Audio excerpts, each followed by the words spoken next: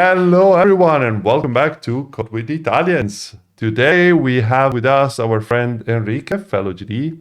Hi, Enrique. I'm doing all right. People, eagle-eyed viewers, might notice that there isn't anything behind me. I just finished taking the furniture out of the room. Hashtag moving live. So if you hear weird audio, that's because the room is almost empty now. So sorry about the reverb. But yeah, so Enrique, you're here with us today to talk about personal finance. Do you want to introduce yourself first?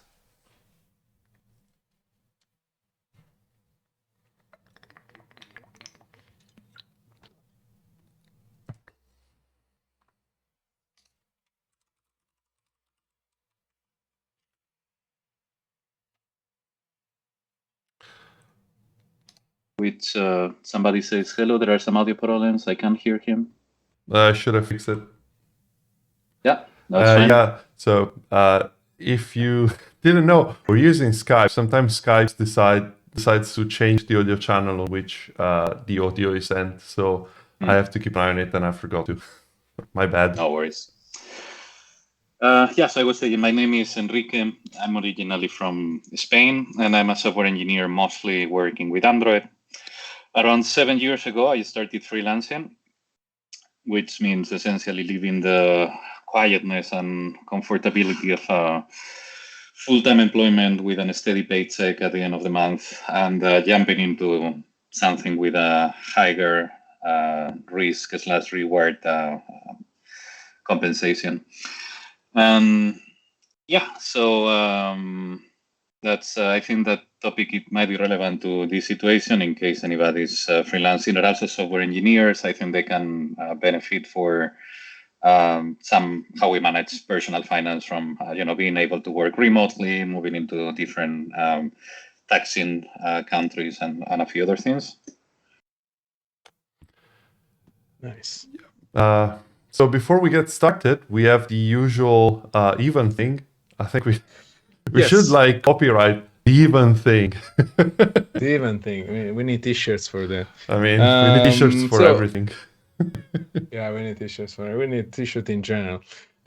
So yeah, it's the welcome back to Code with Italians. This is a non-coding episode, but Ivan. Oh, damn it. Come on. Okay, so bienvenidos a todos. Oh, damn it. Código con los italianos. Muy bien. Hoy we I think Skype crashed for the too much too much Spanish. Yeah. So there's another tradition here, which is that even Skype is going to crash at some point until he noticed that it was always happening before we went live. Then now it happens. Yeah, now it happens when we're live because Ivan said that it was only happening before.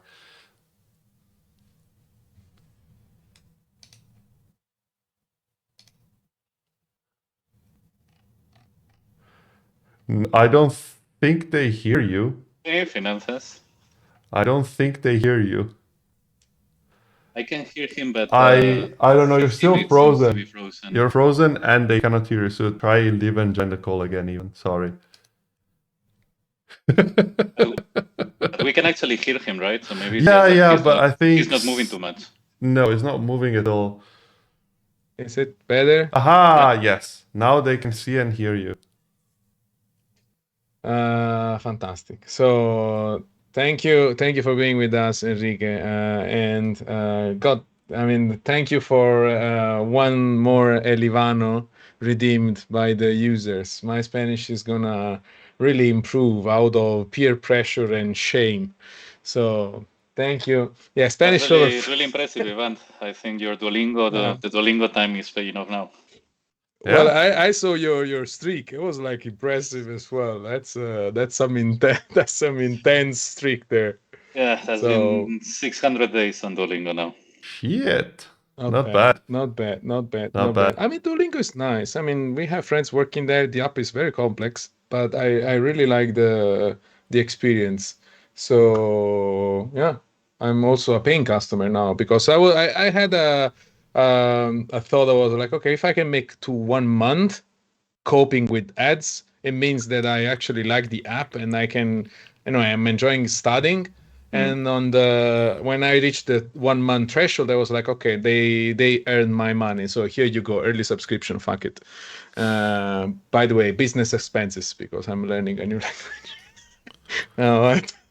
Freelancing life. So where do we want to start? So you were saying that a big chunk of the whole finance, saving, investing reasoning comes because of you are also a consultant, a freelancer, and I'm in the same situation. So I would like to know more about your reasoning behind this. I think 99% of the motivation come after starting freelancing. So even when I was working as a full-time employee, maybe for the American folks might be a bit surprised, but here in Germany or the European countries, people work with having the expectation of retiring at some point and having this public retirement money that comes from the government, right? And when you start contracting that, it might depend a little bit on countries, of course. And I know that in Spain, freelancers pay a little bit to the retirement institution. But in Germany, you don't get anything, right? So by the time you start freelancing, you start need to plan the finances accordingly. Things like you're earning more money, but then things like unemployment disappears, is out of the question. Retirement, you need to pay your own health insurance. And of course, you need to think a little bit ahead. So what's going to happen when I hit 65 or 60 or the moment that you consider and I want to live out of something if I'm not going to get this public retirement? For me, that's as a very fiscally very conservative person, was the biggest motivation. Like, what to do? Should I don't know, like save 500,000 or 1 million or save some money and just retire on this money, or pay for a private one, or invest myself, or what people is doing? And that's when I started doing some research on how things work and what would be the best approach. I had literally no idea. I guess like you're Italians, I'm from Spain. I think probably our cultures have a similar mentality towards retirement, right? That at some point you will retire when you're 65, and the government takes care of your expenses, and you just need to not fuck it up too much until that moment to get the full amount. But then everything changes. Suddenly you're like, well, I'm gonna get zero, so we need to start planning. And that's when I started doing a lot of research on what's the what people actually do, like literally googling how freelancers retire, how freelancers get money to retire, how much money do I need to retire, how can I retire appropriately. And at some point a few ideas came into mind. The one that I'm doing more is I'm a bit vocal about this on Twitter as well, is investing, which it's maybe it sounds more exciting than it really is, but the type of investment that I advocate for is buying stock from very boring companies, and they pay dividends, and then you just get those dividends and reinvest them, and then there is this mathematical effect of the compounding effect that we have seen through the Corona times. So when Corona infects more people with Corona, then those people infect more, and then you have exponential growth. Here it happens the same. Dividends start buying more stock, and then that stock pays you more dividends, which you reinvest, and the snowball keeps growing. The companies that I invest are for this strategy are mostly defensive, so things like consumer companies, companies producing food, or companies that distribute energy or produce energy, or some pharma companies, or there are a lot of companies that you can acquire, but essentially you're looking at something that is stable, growing. And maybe it's not that exciting, as in it's very unlikely that you're going to become a millionaire in a couple of years, but it's not what you're you want to do with this approach. And of course, there are more approaches. There are the approaches of some folks invest in ETFs. Those are those synthetics funds that replicate an index, something like the Standard & Poor's 500 or the Eurostock or the DAX or whatever stock you want to do. You have some for global, for the like the entire world, developing countries, etc. That sometimes don't pay dividends, they just reaccumulate over time. So the snowball gets bigger without having to pay those taxes, because that's one of the arguments against dividends, that you have to prepay the taxes and you don't let that sit somewhere and accumulate and grow faster, as opposed to this value investing, which is I buy something that is going to grow a lot and might not pay dividends. The company is able to reinvest the money internally or buy more things and grow faster. But for me, this dividend investment fits more for my lifestyle, because I definitely don't want to retire when I'm 65. I'm looking at an earlier retirement, and if you're already getting that cash, you can at some point take the decision earlier. It can serve as well as an emergency fund, as in if you're already getting some cash flow and let's say one day, I don't know, you need to buy something, you just can redirect this cash flow into whatever needs you have. And I think it gives more flexibility. It's not as tax efficient as other solutions, but is more flexible than other solutions. But there's a lot to unpack here. So I want to start. Sebastiano has been packing. I want to unpacking. So first of all, thank you. This is like a great overview, and I have a bit of experience with the ETF index fund area that you mentioned. I read a couple of books, just the easy stuff, so nothing crazy, and they were advocating for you should cut expenses. I mean, you should start saving and stop buying bullshit. Though have a plan. Boo, yeah. Well, that's. But they also were advocating on the something like index fund, long-term game. And you say for like 20 years, you put some money every month, and then you have compound interest, but you never actually take out the money before the end of the game, right? So it's like you start today, see you in 20 years. But lately, also with Sebastiano and other friends, we started getting curious about this dividend thing, because I got curious about not too much about I get the dividend, I reinvest the dividend per se, but it was because I already have the idea of things that I reinvest constantly and see you in 20 years. I started thinking about, can I use the dividend to pay my monthly expenses? Like, can I build something that pays for my internet, right? I get, I don't know, 20 euros per month of internet bill. Can I create an investment that gives me dividends that they will amount to 20 euros per month? And then at that point I say, oh, my internet is free, right? So that's also something that I'm very, very curious about. So is it something that is doable? How do you work with dividends? I mean, how do you pick dividends? How do you pay taxes in Germany, for example? Maybe we have a lot of people from Germany, from Europe. I think in Italy is the same. Probably the tax percentage is different. How does it work? Yeah, so what you say is very funny, because this thing with the internet, I was doing it as an experiment, just to I think something important as well for me is to find reach milestones to keep myself motivated, to see that there is real progress and this is working and the system functions. So I did one which was for certain companies, I want those companies to pay me dividends for, even if I keep reinvesting dividends at this phase, but I would like them to cover the amount of money that I give them in services. For example, Deutsche Telekom is my internet provider. And so just to put numbers, Deutsche dividend is paying 4% of dividends approximately. So if you have 10,000 euros invested in Deutsche Telekom, they would be paying every year 400. Take it or leave it.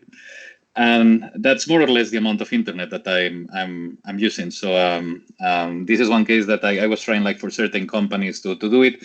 With some of them, it's harder, like Apple, for example, because they pay very little dividend, and like getting good luck for that. 3,000 euros every year because you need to buy a new phone or a new computer. That would be a little bit harder. But I've been trying to do that for insurance. Germany, everybody has this personal insurance, so I have it with Allianz, and Allianz pays me, of course, more in dividends than this cost. Cars, food, like companies like Unilever, for example, or if you buy, I don't know, like Coca-Cola, Pepsi. Coca-Cola is one of the big ones. I always find it in every dividend blog post kind of thing. Coca-Cola is the first one that everybody mentioned. Like you want something stable and it's been there forever, and you want dividends, get Coca-Cola. That's very right. Not a very exciting business, even if sometimes some things happen. So in the case of Coca-Cola, I remember like a few years ago, they separate their distribution service from the production itself, and now they're like two different businesses. It's Coca-Cola bottling company and Coca-Cola itself. They do that because they said that both companies separate can be more efficient, and the one that knows how to make Coca-Cola will make Coca-Cola very good, and the one focusing on distribution will do that. But those are the types of businesses that you're looking for. Something that is rather exciting, and people will live with that even during economic crisis. Something that happened also during this, Corona, so many companies cut the dividend or cancel it. It was like for a few months, a bit of a very uncertain situation. It's funny because many of those companies have increased the dividend during this period. So they bounced back. Yeah, and they're like way more expensive than it was before. But that's for me, that value is not that important because I'm not planning to sell. In fact, if it's cheaper, it's better because you would be buying with some discount. But for me, the interesting thing is that I can trust the this distribution that I'm doing on dividends. As in, imagine, I don't know, I plan to retire in 5 years or to have another life style, and then there is another pandemic, and then my income gets reduced by half. That would be terrible because suddenly you need to start adjustments and etc. But that's why the companies I prefer to buy are those boring and very stable ones. There was a question from Mark. From Mark, yeah. Yeah. How would you balance investment with paying off existing debt? So, well, right now the fees for the money are very low, right? Even if the Federal Reserve in the United States is going to increase it. But for me personally, and this is a psychological thing, I try to have as little debt as possible. So only if it's extremely required. I never bought when I was a kid and I didn't have any money, but nothing like a computer on paying in different months, or a phone or anything, or a car. Just if I have the money, I buy it. If not, I save and get it. For a mortgage, might be different, but probably for me the question would be, where can I get a bigger profitability? By doing some investment or by paying off the mortgage? With the price of the money being around 0%, I would probably keep investing, and just with the dividends you can probably add to pay the mortgage at some point. That would be different if now it's very likely going to increase this year. So in that case, I'll probably give more priority to paying off the mortgage. But this time has been like free money. So if you have a house and you can go to the bank and the bank gives you money. In some countries, like in Denmark, the types were negative, so the people was even getting money to buy houses. I think they were negative in Italy 2 years back. Now they are still very low, but they are about to increase considerably, for what I heard, in Europe as well. So mortgage life. Race. Yeah. Race, yeah. And it's very crazy here in Munich. I'm now searching for something with my wife closer to the center, and it's a stupid, like, you have houses like hitting 1 million and you say, well, 1 million, they must have like a nice garden or a balcony or something. And sometimes it's like 2 rooms close to the center. And Ciao. yeah, but then you start thinking like, okay, well, but like Munich is where I live, is a city where it has like a sort of high GDP. But then you start going to the statistics and you say like, it's not that much. Like, I mean, like a normal person on the average GDP income, they can't afford this house. Like how is people doing it?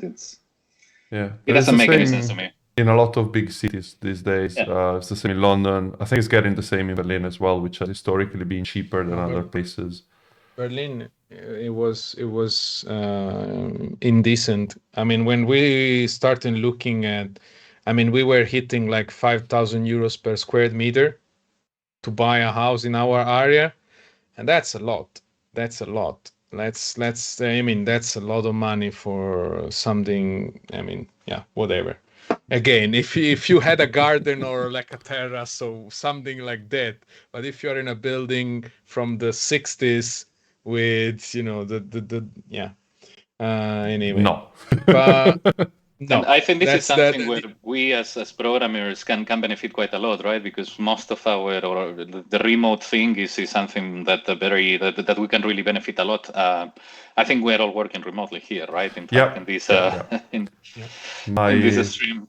Yeah, my partner has also started working remotely at the end of last year. So we're moving to a bigger place because right now, like I have taken this place 2 years ago because I had a room that I could use to work from. But now there's 2 of us, so we need another room because otherwise, yeah, she has to do a lot of phone calls and that would be uncomfortable. So I think that's for me something that since well, when I started, I think freelancing, the remote was not like that widespread, right? I actually quit my job because the company didn't allow remote, and then I started freelancing. And I think this is the perfect constellation to make your life much better in that sense. You can be freelancing or working in a company that has a higher income, and move into a country that it's lower income. So if we're thinking of the case of Europe, you can be working for a company in Germany, UK, Norway, and move to Italy, Portugal, Spain. You're like 2 hours fly far away from your office anyway. And I think this particular constellation plays very well here because you can do your investing thing. You're starting to get those dividends. You have cut by, I don't know how it was for you, Ivan, the particular experience, but I think, as you know, I was living in Vietnam last year. I cut my expenses so it was like 1/3 of the expenses I had in Munich. And, I was thinking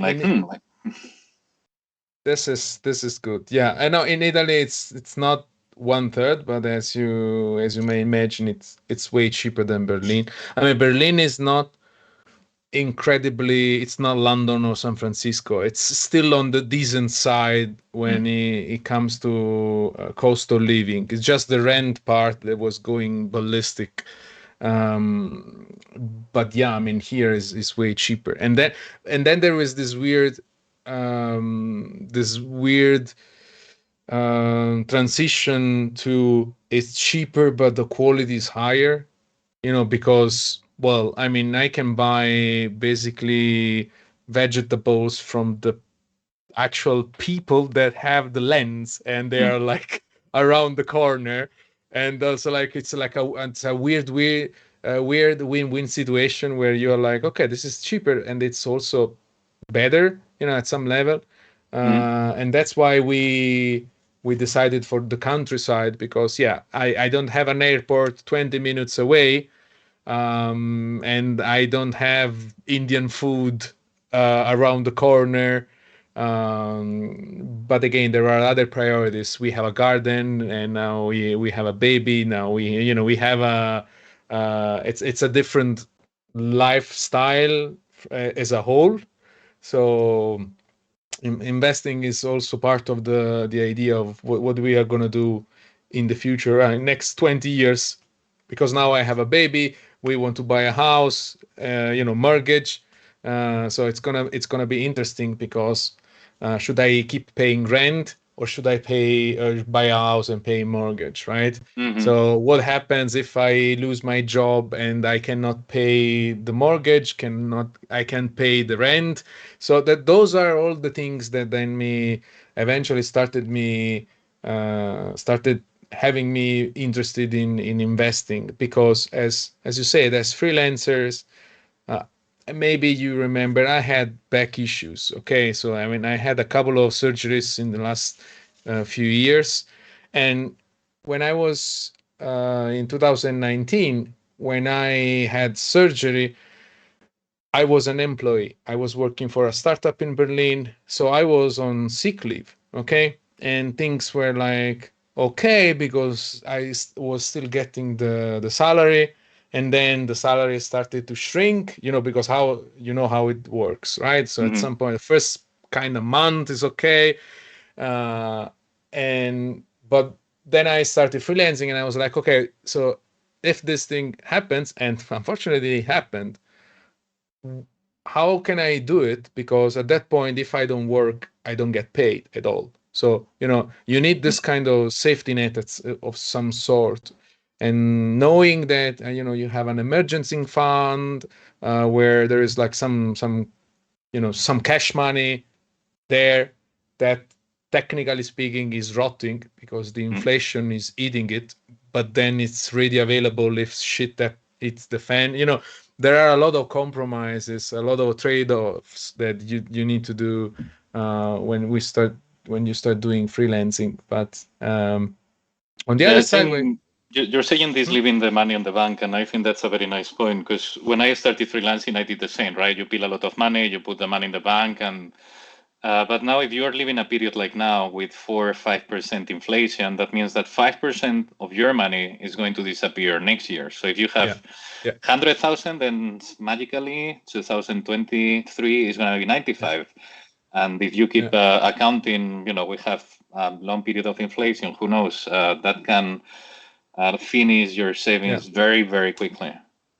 And that's why I went for more of the long-term investment. So I have because I read a book, I may probably drop a link. It's called, maybe I Will Teach You to Be Rich. Mm-hmm. It's a very clickbaity kind of title, but it's a lovely book. It's a bit on the US side of the world, as you can imagine. So for us in Europe, we don't have things like $100,000 of student loans.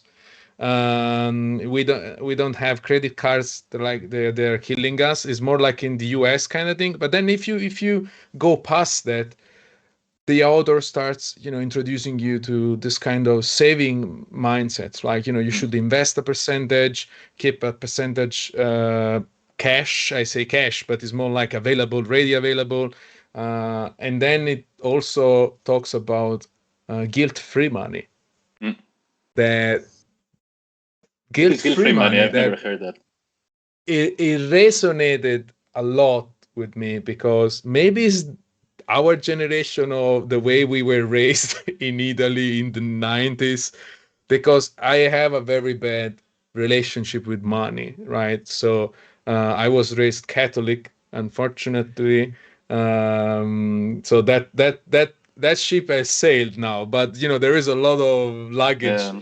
There is this book from Max Weber where he compares the Catholic with the Protestant mindset, and starts saying that, well, Catholics are, everything is about punishing yourself and, hit yourself in the back and blood. And whereas the Protestants were able to, I make business, I'm successful, and I offer to God the fruit of my labor.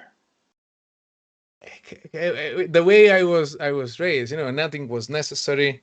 Entertainment was like a sin, that kind of stuff. You shouldn't, it's a very weird thing, like, to say that. It's like you shouldn't be enjoying life, right? Because everything is like sinful, whatever. It was a very twisted, but that part somehow stayed in the back of my mind. So when you want to buy something nice for yourself, you start struggling. Okay, is this necessary? Should I save it? It's like, do I deserve it? It goes very shitty very quickly.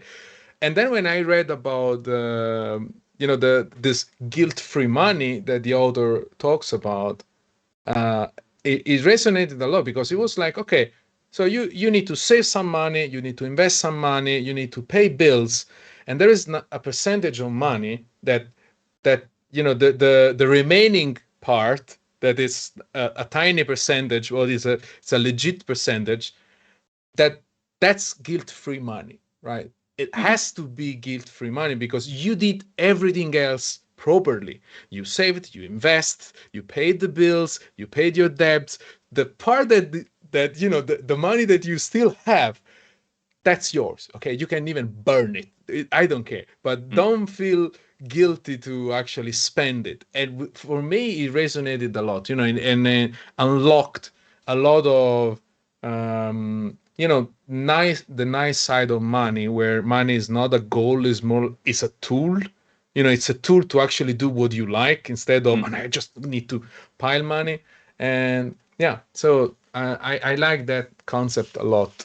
That's very important what you say, the mindset, and it's one of the things that is very important. One of the concepts is probably similar to what you said, but put it the other way around, and it's pay yourself first. So when you get the money at the beginning of the month, you send, let's say, half your paycheck to the broker, invest the money, and that will never leave the broker until the moment you decide to start using the dividends or whatever.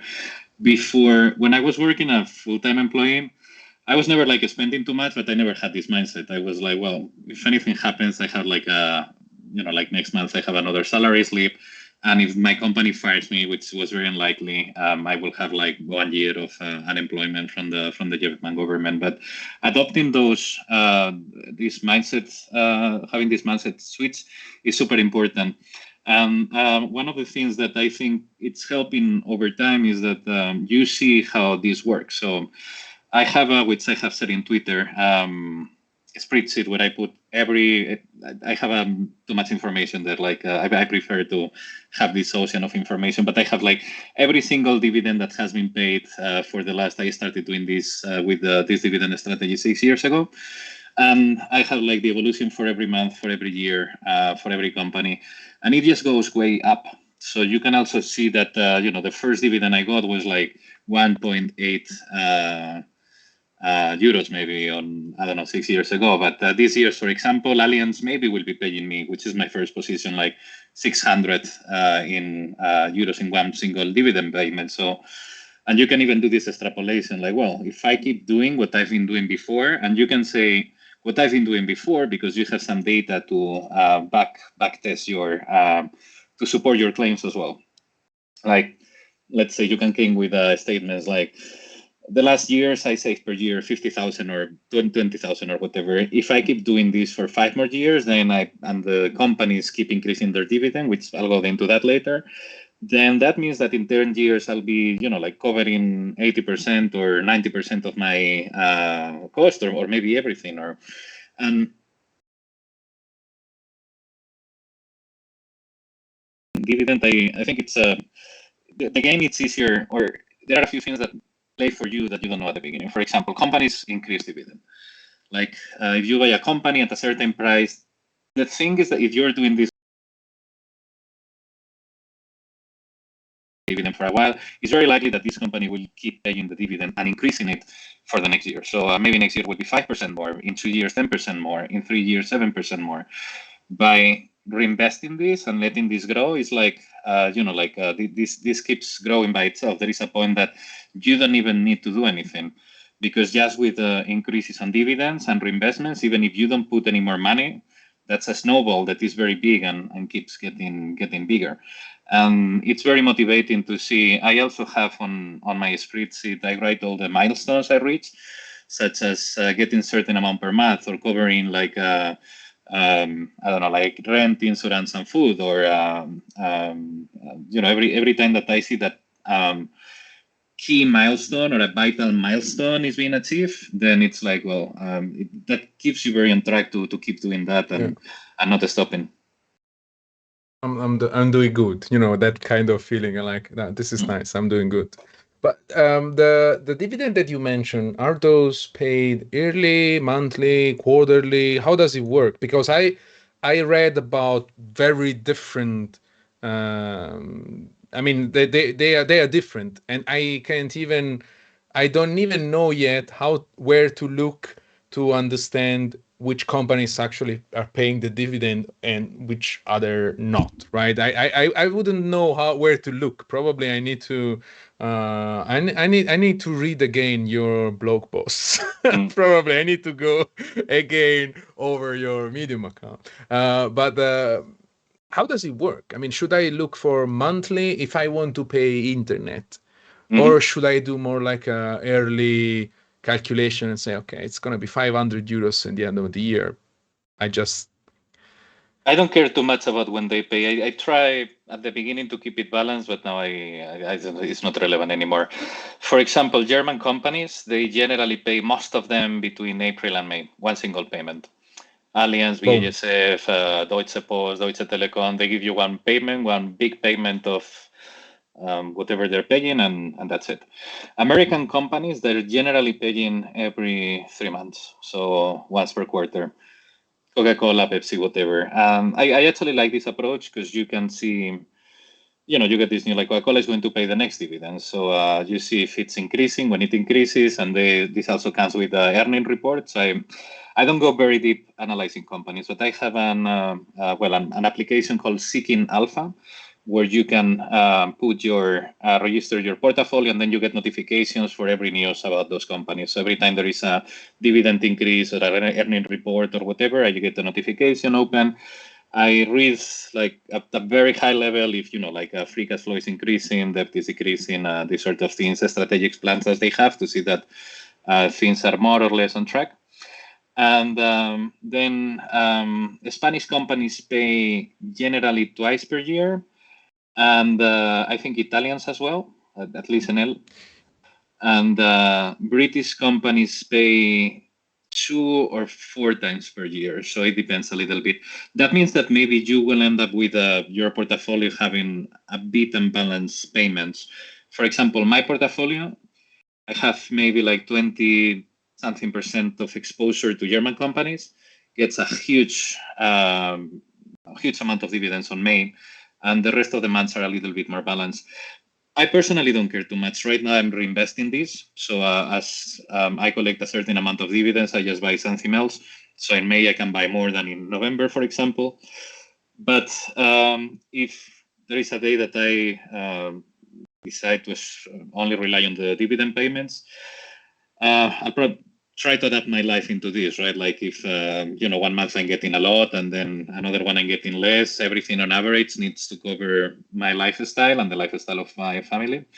But I do not worry too much. I mean, if you are taken care of your money for 10 years and if you have reached a point where you can dividends are paying for something, you have definitely done that, then you can certainly deal with this unbalanced portfolio.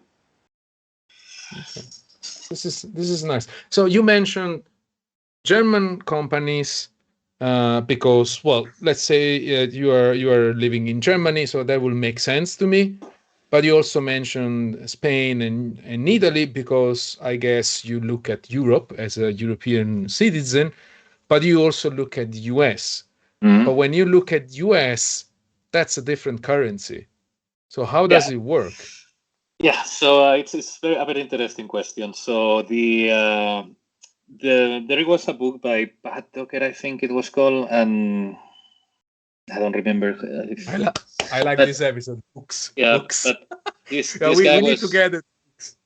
So if you have links, please, because we are noting them down in the episode notes, so they are going to be in the YouTube description. Yep.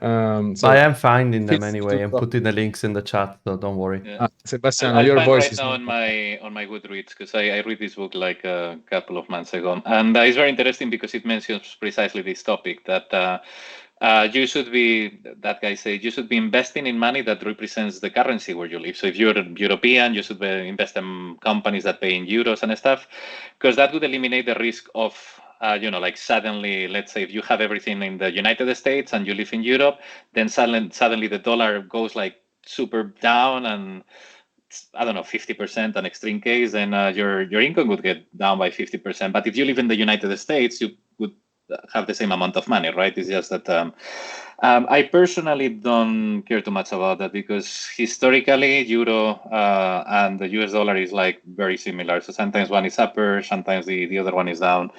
And I still think I have. I'm going to open my portfolio to say the exact amount. I have like almost 80% of exposure to the US, but I still have like 20% in Europe. I could easily rebalance that if, in case that happens. Let me check. No, sorry, 62% on the United States, 17% Germany, UK almost 10%, Spain, France, and Netherlands. But yeah, that's a risk that happened, that you're getting paid in a money that is not the money where you live. So it could be that at some point the US dollar loses against the euro. My particular case, it's even better because I probably would like to retire in Vietnam, where the currency is traditionally very weak against either euro or US dollar. So, very likely even if this country has a lot of inflation, but compared with the Vietnamese dong, both euro and US dollar will keep growing.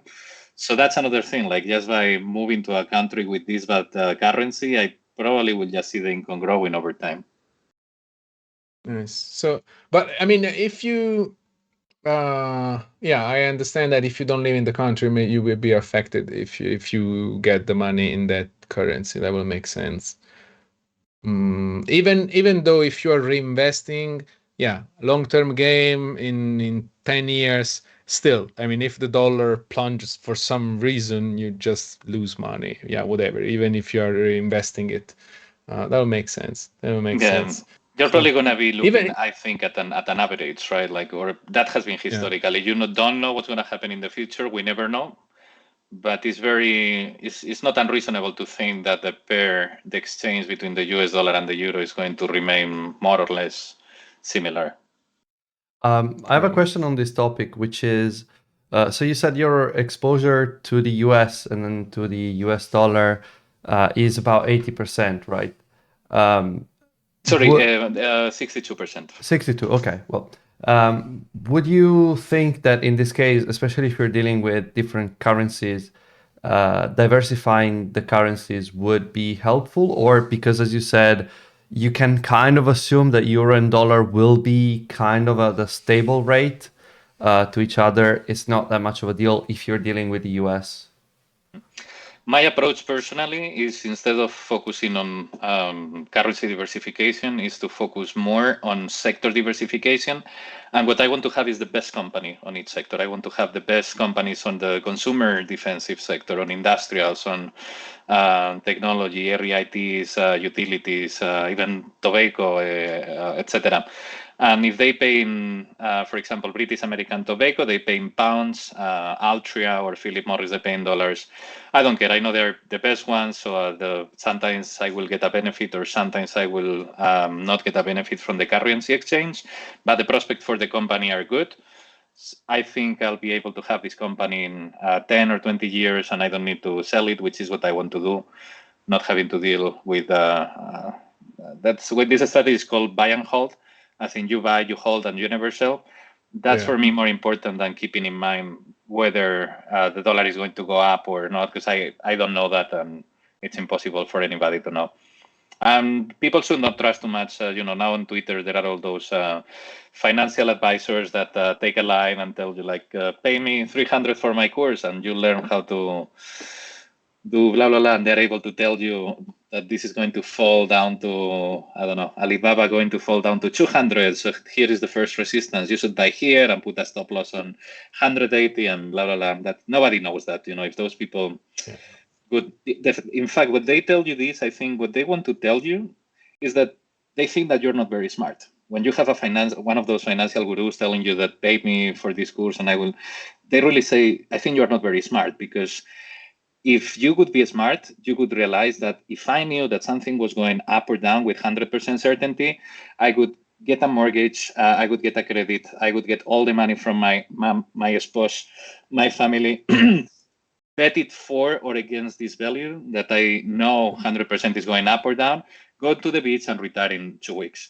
But they're not doing that. They're getting your money to help you earning money.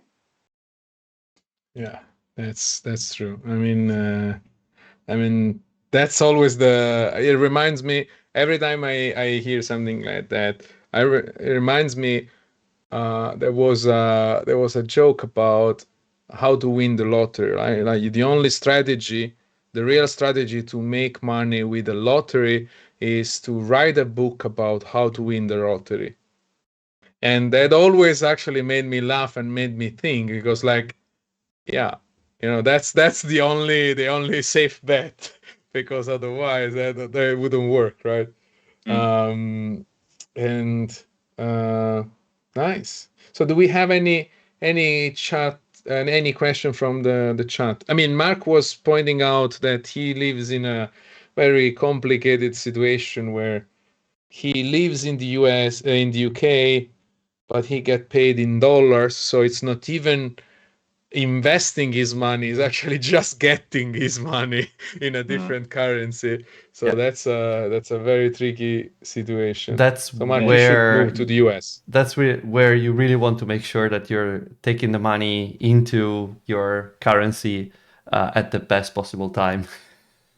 I think that the UK had this, the Brexit that has been like a huge financial uncomfortable thing for many people, and that's it's a case that, well, we're probably not going to have a Brexit or the equivalent on any other countries, but that's has kept the pound historically low due to all the uncertainty, which was actually, if you think about that, was good for people that wanted to buy a stock in the UK, because it was cheaper than it usually was. So for the last maybe 3 years or something has been, the UK companies has been cheap for people outside the UK. But for people living in the UK, if they're getting the UK salary, it doesn't pose any difference.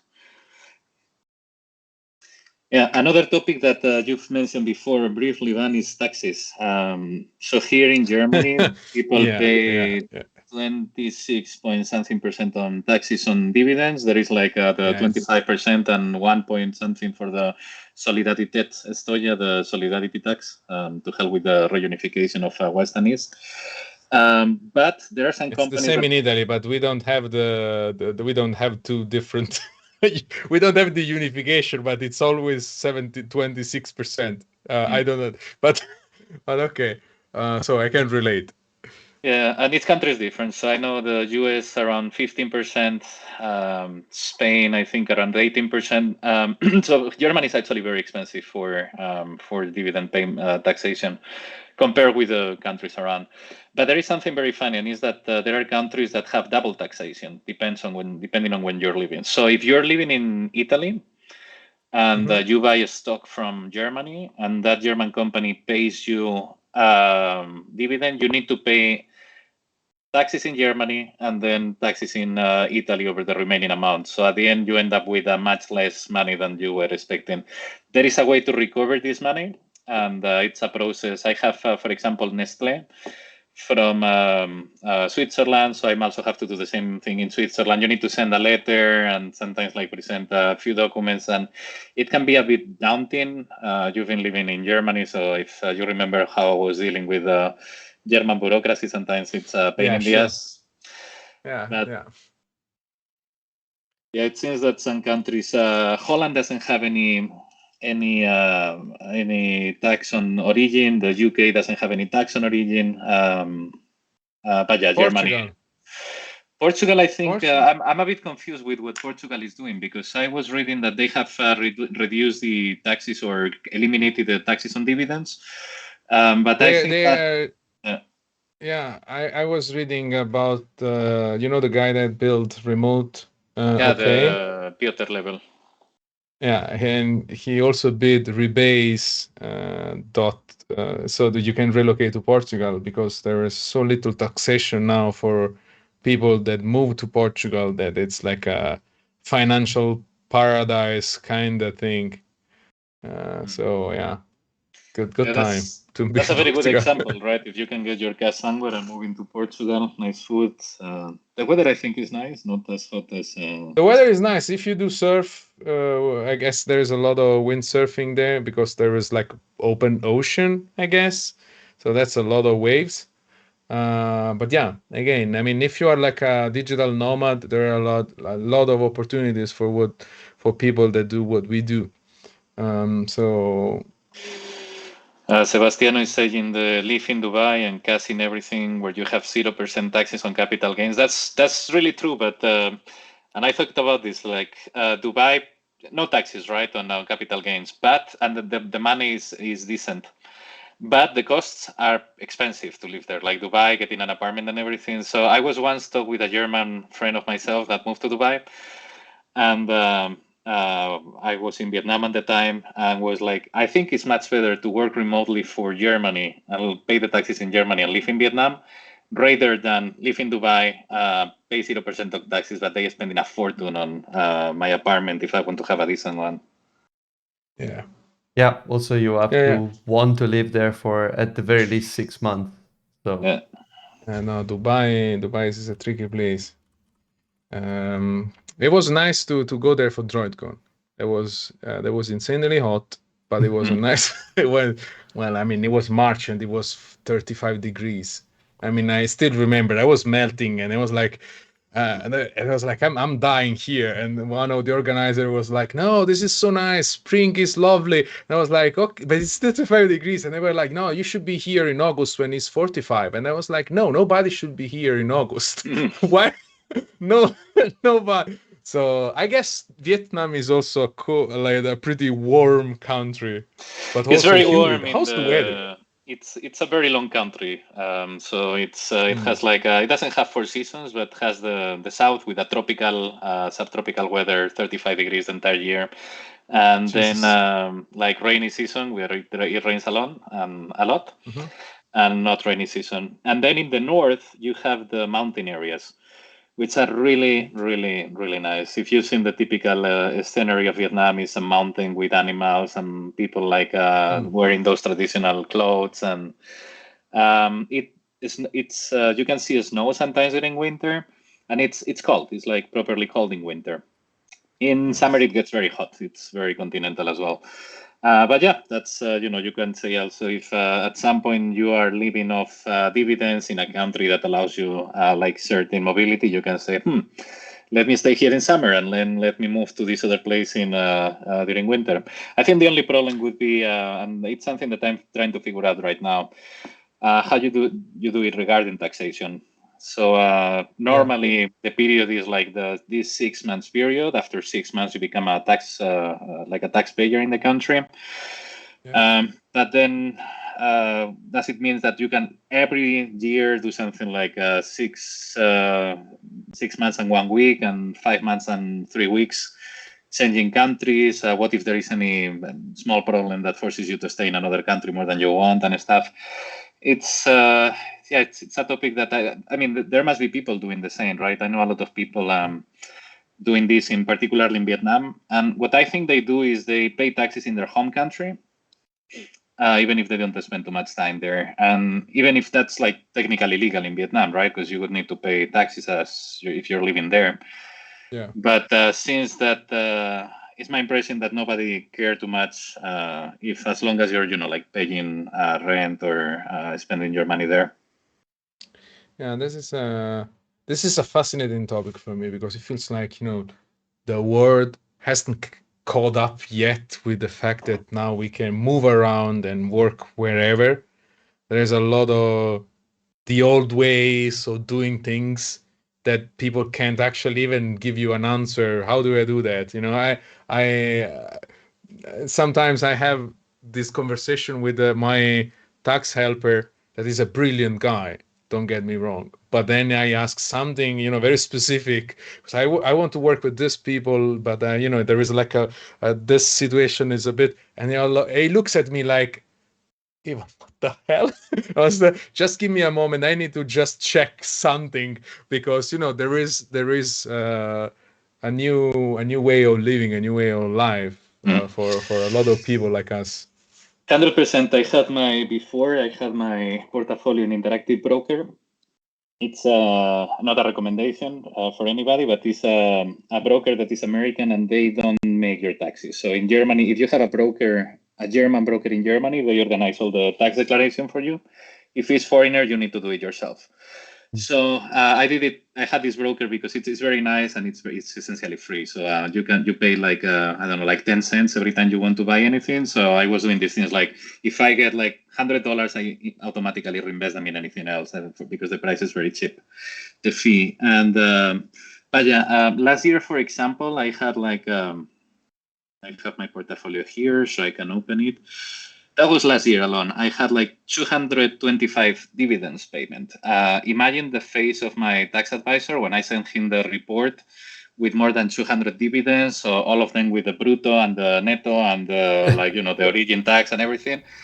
He looked at that and said like, sorry, I cannot do this. And the guy's very nice. Like for the standard freelancing, when I give him invoices and cost, and he makes it fantastically, but that was like, no way, I'm not gonna do that. So I had like, I don't have the time to do that either, right? So I just moved everything into the German broker with all the report, and the German broker is more expensive. But yeah, I'm hoping to at some point in the future have more time and be able to do my own tax declaration.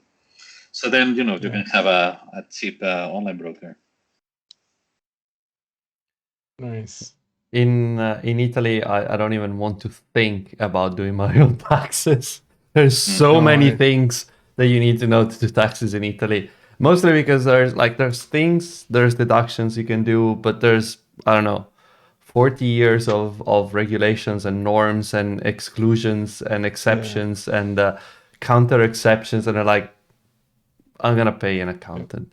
It's probably gonna cost me less. At the end of the day, it's gonna make me more money to pay someone to do my taxes. Because you can make mistakes. I mean, if you think about my situation, right? My taxes are different from a person that, let's say, I'm doing software engineering, you're doing software engineering, and then most of the time it's gonna be different because maybe you don't have a degree, I have a degree, or I have a degree in engineering, but I'm not registered as an engineer, right? So there are all those different things that then they trigger different caveats on the taxation, and I was like, nope, I'm not gonna do this.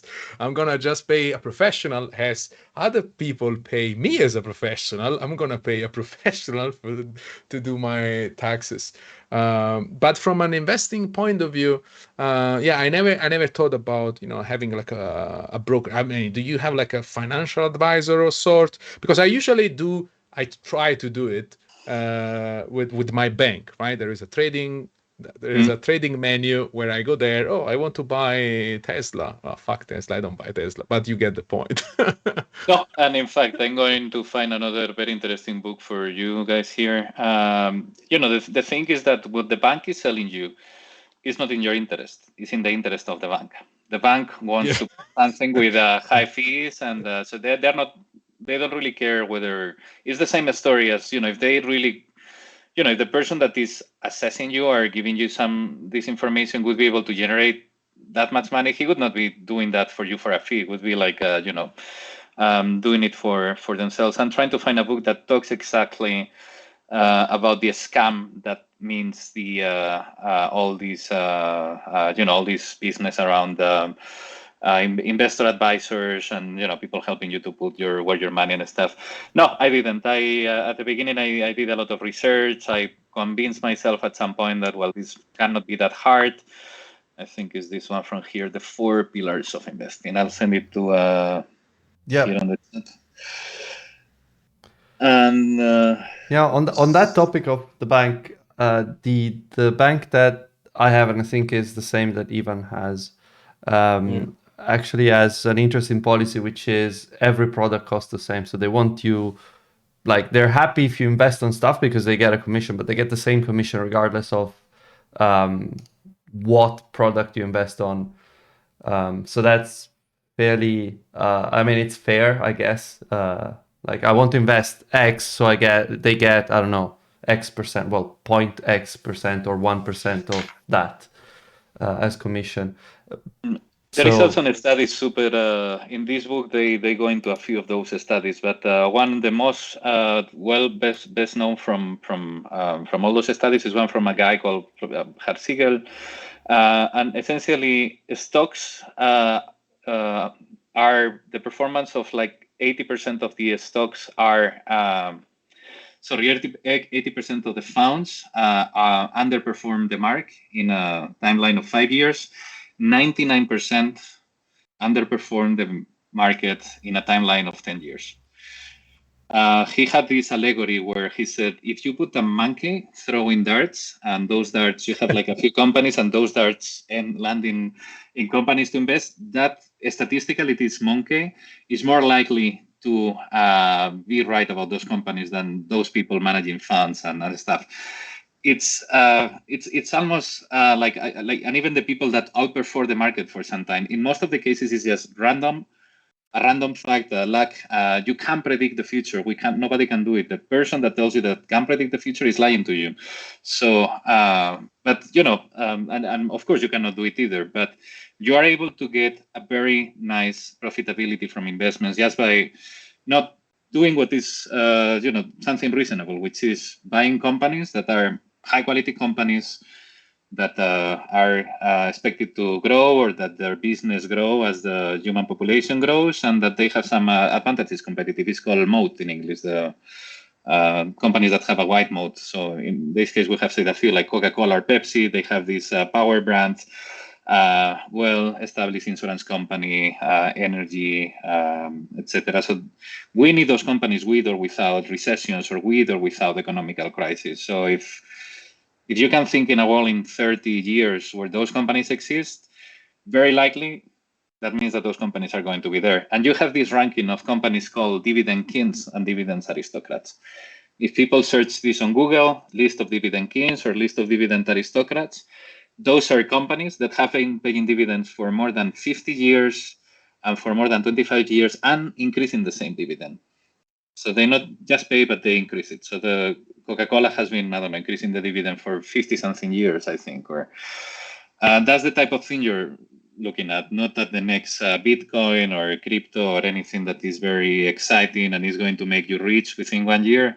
No, but by doing this thing which sounds reasonable, in 10 years, you're probably going to have a very decent amount of income coming from there, based, of course, in your personal situations. How much can you save?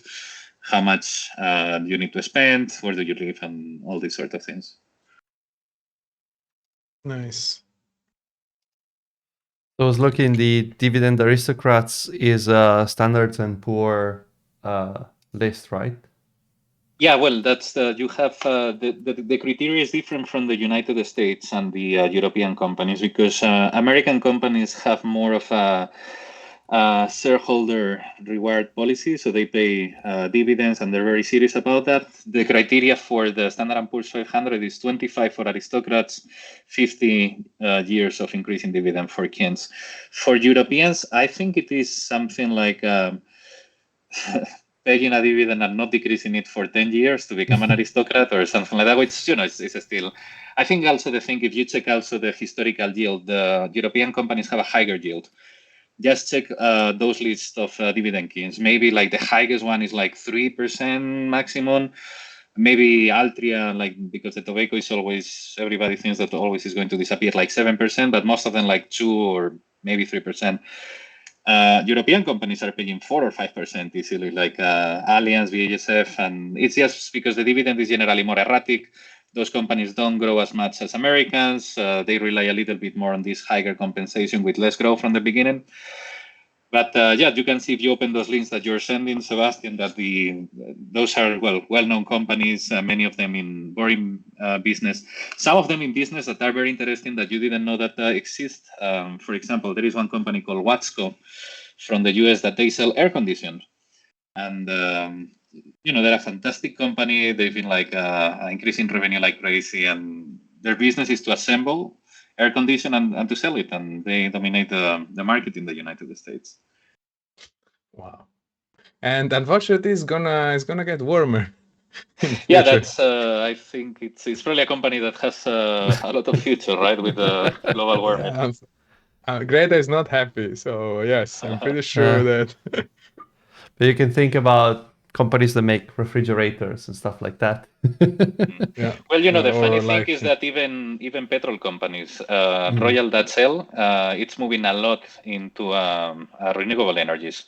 They have, if you read the strategic plan, they're really planning to have a switch at some point and move into generation of renewable energies, which is it's also proved that those big companies, if they have been successful or they exist for 100 years, maybe they have the capacity to at some point pivot from one business into another one, as in, or Coca-Cola, for example. Now there is also the thing of there is less sugar on the now there is this thing like, well, we want to eat healthier, so less sugar and less pre-processed food and stuff.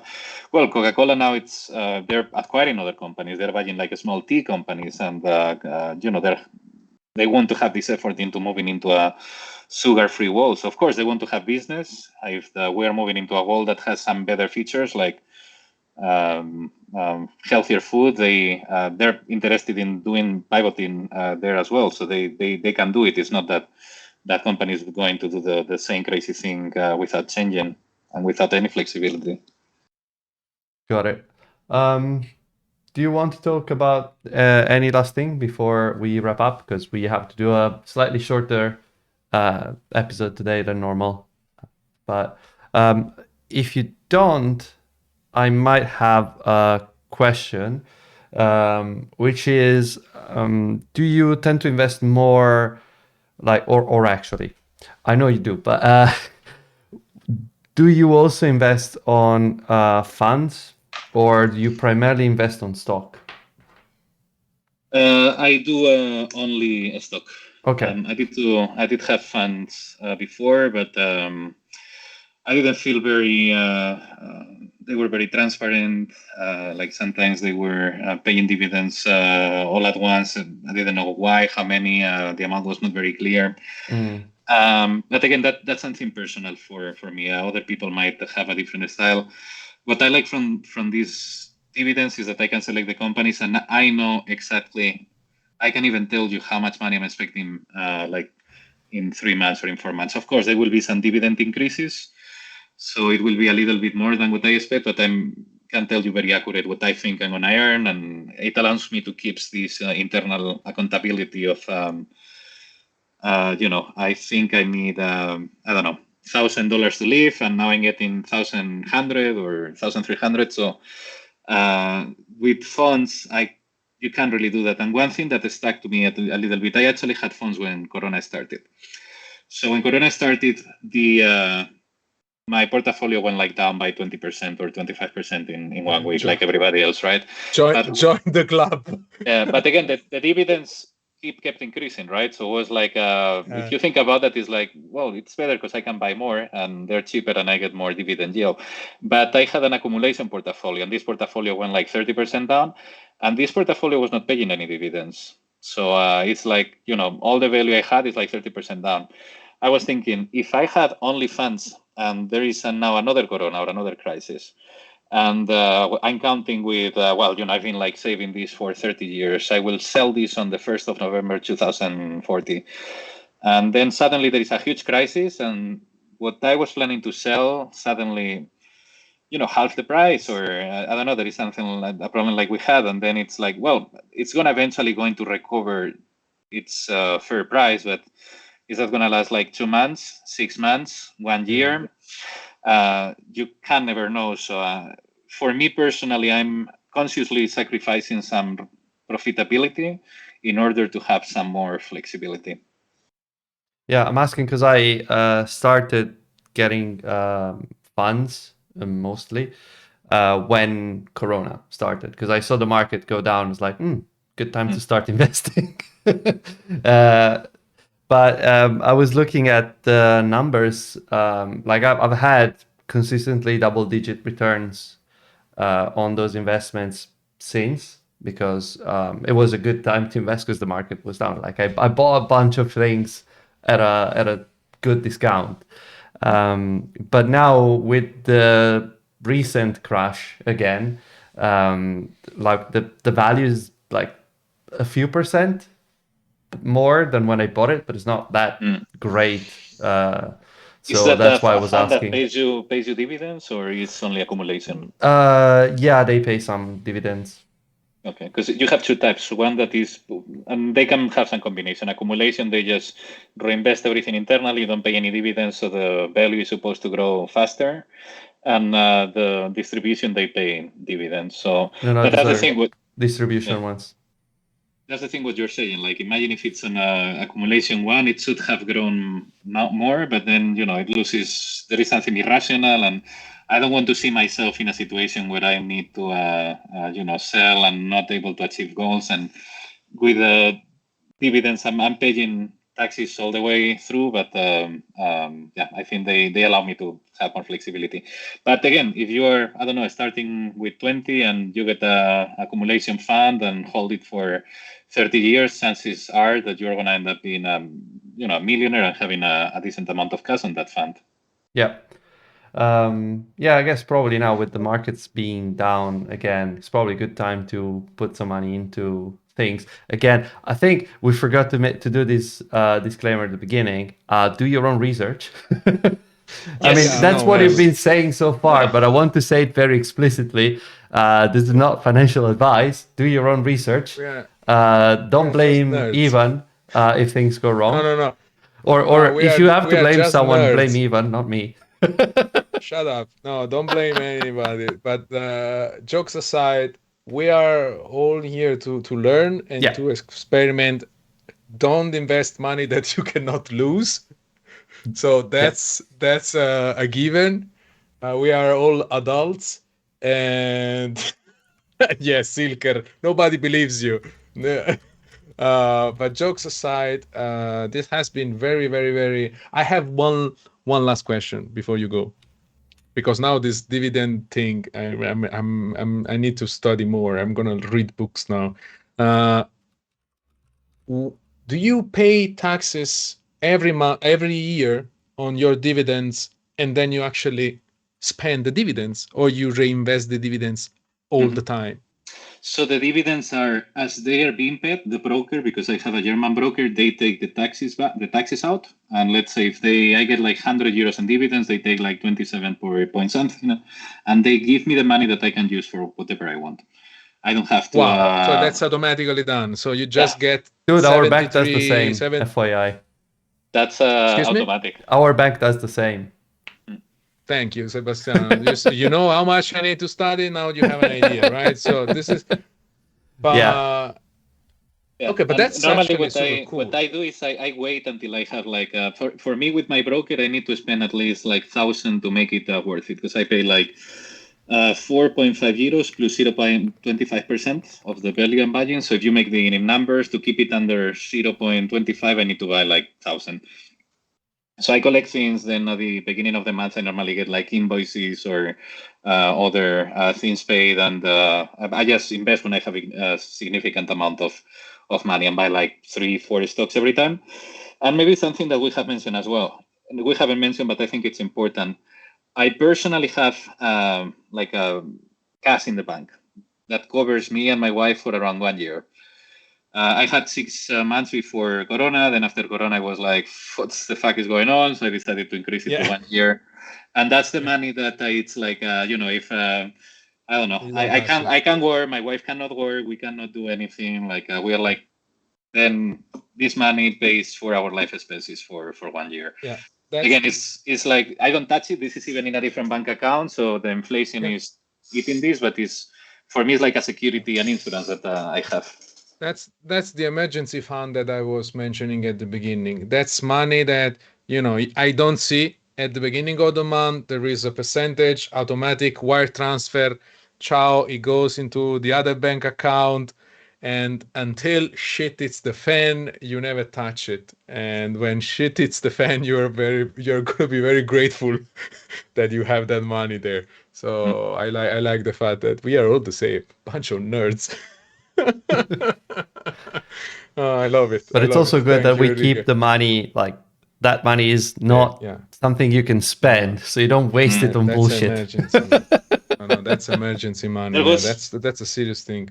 When the corona started, anyway, I had here next to my, not sure if you can see, but I have like the calculation board, and I was like, for me, it was a crazy time because I was not with my wife, and I was like doing a lot of planning, but I was also thinking like, okay, let's see that this corona lasts forever. I don't know, like then at some point, I cannot work or anything, and I was making numbers like, well, if I have now 1 year of expenses, and then I'm also getting dividends, and I more or less live on this, and then I reinvest the dividends, by the time this buffer money finishes, the dividend will have bought me like more money, and they have increased. So I think I can maybe make it into an eternal machine of reinvesting, and maybe at some point I don't need to work anymore if I stay like under certain consumption levels, which I think is interesting. The dividends itself are part of this emergency fund, or they can be used if required. Like let's say you have something